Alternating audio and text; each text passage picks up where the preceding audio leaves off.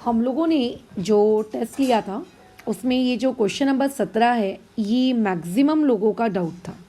तो इस question number 17 के डाउट निवारण को शुरू करते हैं। देखो, तुमने जो क्लास 10th का सर्कल्स है इसकी जो एक्सरसाइज है, एक्सरसाइज नंबर 2, आई थिंक 10.2 है मेरे हिसाब से, बट जो भी है एक्सरसाइज नंबर 2, उसमें मेरे को जहाँ तक याद आ रहा है कि क्वेश्चन नंबर 12, ठीक है, यानी कि सेकेंड लास्ट क्वेश्चन जो है एनसीईआरटी का, ओके, ये सेकेंड लास्ट क्वेश्चन के जैसा है इस डायग्राम को देखकर लगता है।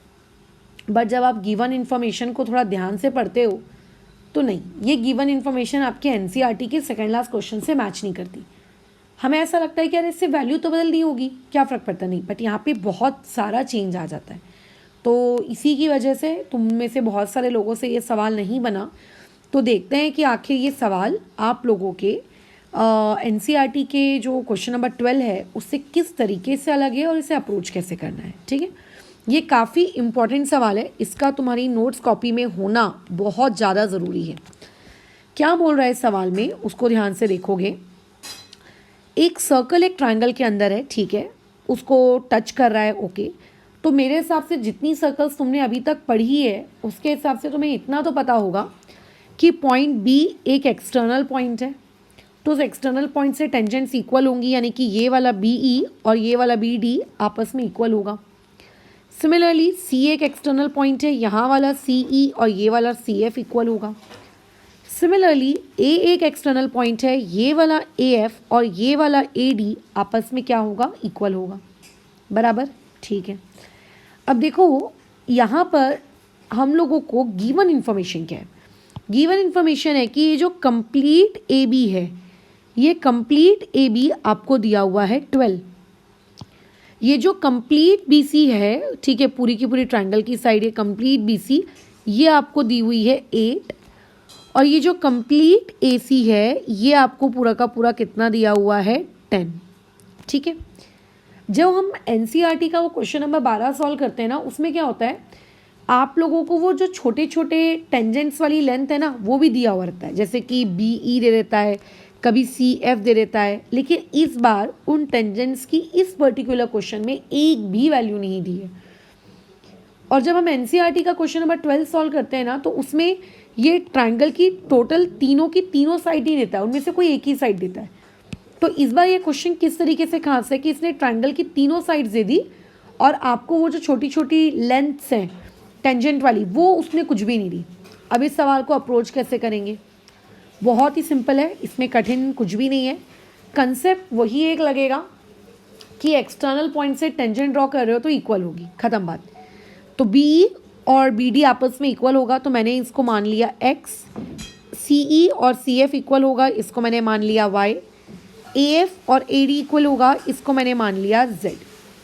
मैं प्रॉपर तरीके से भी स्टेटमेंट्स, गिवन, टू फाइंड ये सब नहीं लिखवा रही हूँ, वो तुम्हारे लिखने के लिए, ठीक है। इस सवाल को अप्रोच कैसे करना है बस ये बता रही हूँ। तो अगर मैं ए बी को ध्यान से देखती हूँ तो ए बी, एक बात बताओ, किन चीज़ों को मिलकर बना है। आप बोलोगे madam A B A D और बी डी को मिलाकर बनता है। ए बी की आपको कंप्लीट वैल्यू दी हुई है 12। ए डी और ए बी इन दोनों की वैल्यू कितनी है, हमने लेट किया है z प्लस एक्स। तो लो मेरे पास एक इक्वेशन आ गई, वेल एंड गुड, बहुत अच्छी बात है। सेम यही काम आप बाकी की साइड्स के साथ भी रिपीट करिए, यानी कि आप लोगों के पास जो बी सी है वो बताओ किन दो टुकड़ों को मिलकर बनता है, वो बनता है सी ई प्लस ई बी। आपको कंप्लीट बी सी कितने का दिया हुआ है, वो दिया हुआ है 8 का। सी ई दिया है y, ई बी दिया है x, और देखो यहाँ से एक नई इक्वेशन आ गई कि x plus Y equal to 8। Same यही चीज़ वो तीसरी वाली साइड ए सी के साथ भी आप रिपीट करो, तो कितना हो जाएगा, A F plus F C. A C आपको कितना दिया हुआ है, ये दिया हुआ है 10, ए एफ दिया हुआ है z, एफ सी दिया हुआ है कितना आपका y, तो z plus Y is equal to आपका 2। 3 इक्वेशन मिल गई।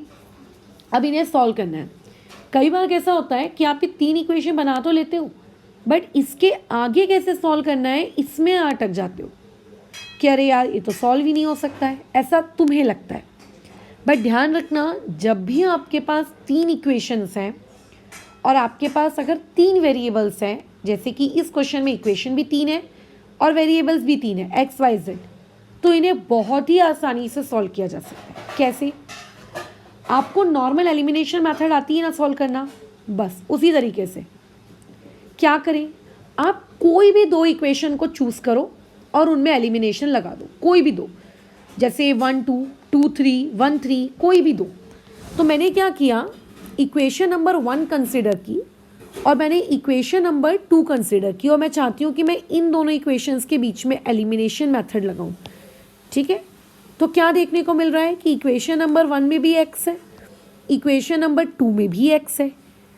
इस x के आगे की यहाँ पे साइन क्या है, प्लस, और यहाँ पे इस x के आगे की साइन भी क्या है, प्लस। तो यहाँ पे क्या मैं एलिमिनेशन लगा सकती हूँ? बिल्कुल लगा सकती हूँ। बस आपको क्या करना है, दोनों इक्वेशंस को सबट्रैक्ट करना है। तो यहाँ पे हम क्या लिखेंगे, equation number 1 minus equation number 2। Done. ठीक है, तो क्या हो जाएगा, ये हो जाएगा 12 is equals to Z plus X, फिर नीचे आ जाएगा 8 equal to Y plus X. जब आप एलिमिनेशन कर रहे हो, इन्हें सबट्रैक्ट कर रहे हो, ये चीज़ कट गई। हाँ, अब एलिमिनेशन लगाते आना चाहिए, ऐसा नहीं होना चाहिए कि एलिमिनेशन लगाना ही नहीं आता। 12 माइनस 8 कितना हो जाएगा, 4, और यहाँ पे आ जाएगा z माइनस वाई। तो ये जो आपको मिली, ये है आप लोगों की नई इक्वेशन, जो कि स्टार्टिंग की 2 इक्वेशंस को एलिमिनेट करके मिली है।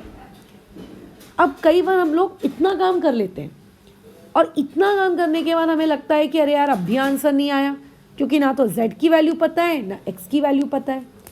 तो जब 3 इक्वेशंस और 3 वेरिएबल वाला टॉपिक आता है ना, उनमें यही होता है। इनके काम करने का तरीका यही है कि आप कोई भी 2 इक्वेशन लो, उनको एलिमिनेट करके आप एक नई इक्वेशन बनाओ, जैसा कि मैंने बना लिया इक्वेशन नंबर 4। अब आप इस नई इक्वेशन को और उस लेफ्ट आउट इक्वेशन को, जिसको आपने यूज़ नहीं किया था एलिमिनेशन के लिए, आप उनको यूज़ करो।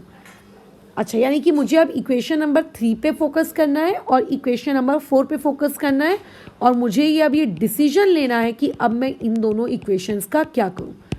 तो डिसीजन लेने पे हमने क्या सोचा कि अच्छा, एक काम किया जा सकता है, इक्वेशन नंबर 3 को और इक्वेशन नंबर 4 को आपस में ऐड किया जा सकता है। ठीक है, तो इक्वेशन नंबर 4 क्या है, 10 is equals to Z plus Y, और इक्वेशन नंबर 4 क्या है, 4 times equals to Z minus Y. आप इन्हें ऐड कर रहे हो, सो क्या हो जाएगा, ये पूरी क्वांटिटी कट गई। 10 plus 4 14 is equals to 2 times of Z. So यहाँ से जेड की वैल्यू आ गई 7। लो, आ गया आपके पास एक वेरिएबल। हमेशा लीनियर इक्वेशन जब आपको 3 मिले और वेरिएबल भी 3 मिले, उनका तरीका ही यही है सॉल्व करने का, कि कोई भी 2 इक्वेशंस को सॉल्व कर लो बट उसे आंसर नहीं आएगा, फिर उस नई बनी हुई इक्वेशन को बची हुई इक्वेशन के साथ सॉल्व करो, आंसर आ जाएगा। अब अगर z आ गया है तो तुम सब कुछ निकाल सकते हो। z आने के बाद इक्वेशन नंबर 3 में अगर चीज़ों को पुट करोगे तो y आ जाएगा। z की वैल्यू कितनी आई हम लोगों की, 7। तो अगर मैं यहाँ पे लिखूँ कि put z equal to 7 in equation number 3, तो इक्वेशन नंबर 3 क्या है मेरा, z plus Y equal to 10। ठीक है, तो 3 plus Y equal to 10, so therefore y की वैल्यू यहाँ से आ जाएगी 3। y भी आ गया। अब x निकालना है, तो x निकालने का भी जुगाड़ है। अब z की वैल्यू 7 को आप पुट कर दो इक्वेशन नंबर 1 में। ठीक है, क्या है equation number 1, 12 equal to Z plus X. तो क्या हो जाएगा आप लोगों के पास, 12 is equals to 7 plus X. So therefore यहाँ से x की वैल्यू कितनी आ जाएगी, 5। तो ये आ गई 5। तो इस तरीके से मुझे x भी मिल गया, y भी मिल गया, z भी मिल गया। अब एक बार क्वेश्चन को रीड कर लेते हैं कि आखिर क्वेश्चन में पूछा क्या था। आपको AD की लेंथ बतानी है। According to diagram AD is z, तो AD की वैल्यू कितनी आ गई, 7 आ गई। आपको BE बताना है। BE यानी कि कौन, x। तो BE यानी कि x हमारा अभी अभी ताज़ा ताज़ा कितना निकल कर आया है, 5। और उसके बाद आपको CF बताना है। CF यानी कि y। सो y की वैल्यू कितनी निकल कर आ गई, 3। बस लास्ट लाइन लिखो, ख़त्म कर दो। तो क्वेश्चन को किस तरीके से अप्रोच करना है इस पर हमने बातचीत कर ली। अब इसे प्रॉपर तरीके से स्टेटमेंट बना के लिखोगे, ऐसा नहीं डायरेक्ट प्रॉपर स्टेटमेंट्स कि tangent drawn from external point are equal, therefore B E equal to B D, फिर अपन नेक्स्ट स्टेप में लिखना कि let B equal to B D equal to X, ऐसा प्रॉपर लास्ट लाइन वगैरह सब कुछ। बट कैसे अप्रोच करना है ये डिस्कशन